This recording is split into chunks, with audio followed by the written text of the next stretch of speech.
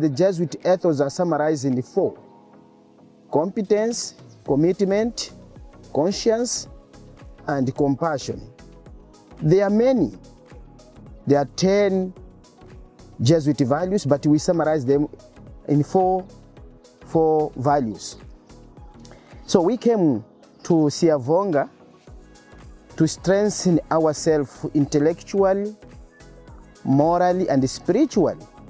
We came for a training on a value education. The purpose of this is to focus on a theme that the Jesuit feel will be able to build a total student in their schools. The theme is on value-based education, the education that focuses on values in an attempt to make our students catch these values as they are growing up, and this will make themselves better people as they go on into the society. We are not only looking at values, we are also looking at making our schools safe environments, not just for the learners, but also for other staff, the ancillary staff, and the teachers as well. And the idea is to define what are values and what values are particular in a particular area, because you find the values that people hold are different, especially depending on their beliefs. The belief system that they have will build on to the values that will later on have and will reflect on their characters. The values-based education is quite clever because it helps schools to identify what their values were, and saying if the teachers don't model the values, if the school doesn't highlight these values, the learners won't catch them.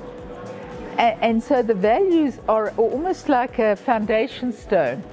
If I respect you, I will not harm you. So we have that values base in the program. They've taken this a step further in incorporating values into the whole school. Firstly, I actually appreciate the workshop. There are a number of key takeaways that you have picked. And the very first one is to look into the values of individuals.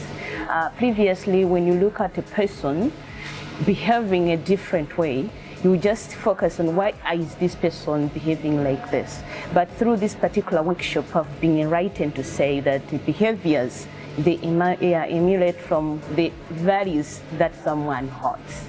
So if we understand the values of individuals, we are going to be able to understand the behaviors of different individuals. Now, coming from a school setup, we have different people that we interact with. I interact with teachers, I interact with students, the support staff. Now I have to understand them based on the values that they actually hold. The important thing also, the listening, because nowadays we do not have time to listen. Most of the time, people outside they are suffering from what? From within, because there are no people who can listen to them. And if we develop this attitude of listening, we build the good society, the best society that we long for. We looked at what it is that is in our schools that doesn't make it peaceful. From the small conflicts that we have, from solving students' problems. So right now, as I'm sitting here, I've also been asking myself where I am coming from. Is there really peace? And you get to self-introspect and realize that some of the things that I have been doing also may have contributed to not having a peaceful environment in my institution. I would expect an educator to first of all stop and reflect on their own practice. What am I doing? What do I believe in? Today I gave everybody a questionnaire where they had to see what they thought. And it's quite a challenging one, because when you've been a teacher for a long time and schools have rules, We're told if the children don't follow the rules, they're undisciplined. That's the word you're going to hear. But are the rules fair rules? Who invented the rules? Discipline, from the way it has been brought out, I think it has enlightened me in a number of ways, because a number of issues were raised, how discipline should be handled, and the aspects of discipline which most of us didn't understand. So I think that I would look for a teacher mirroring this, listening more, relating better to children, especially the troublemakers. You know, because what is easy to do with troublemakers is write them off. Previously, we used to actually look at someone who has done something wrong to say, what is the punishment for this one?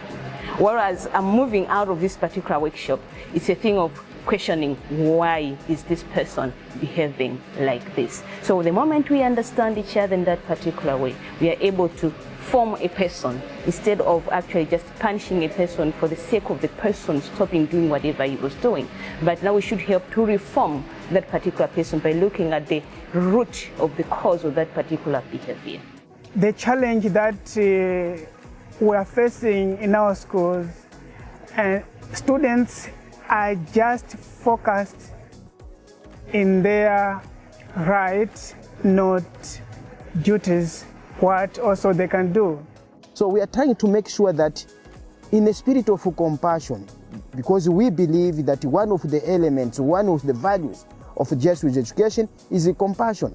So we make sure that this person can also understand that is valued, even if he has made something, can grown up, can change his behavior.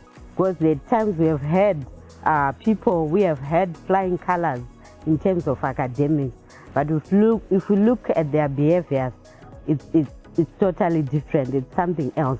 So we are saying that we need to inculcate these values in our learners, to catch them young, so that in everything that they do, be it sports, be it academics, behavior, in everything that they do, they need to inculcate these values.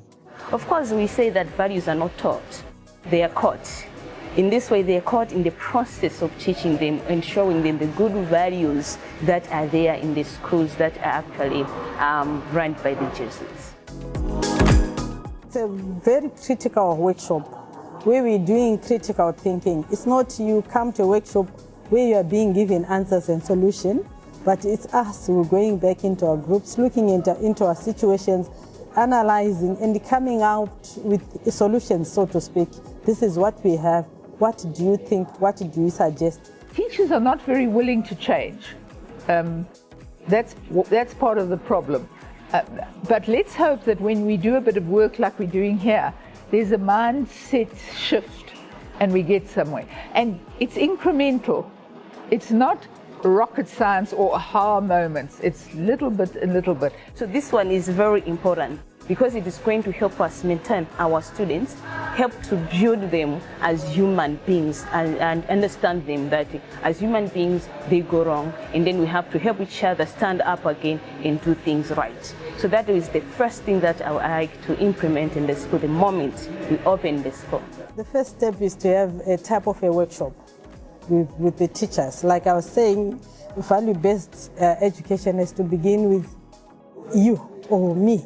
So if you don't talk to the teachers, they buy into the idea and they go through this, I could say, transformation, then they can also go on and implement what we're talking about. When we go back there, if someone walks into a Jesuit-run institution, there has to be a difference between someone walking into a government-run institution and one that is run by the Jesuits in terms of these values that we are trying to inculcate in the young people.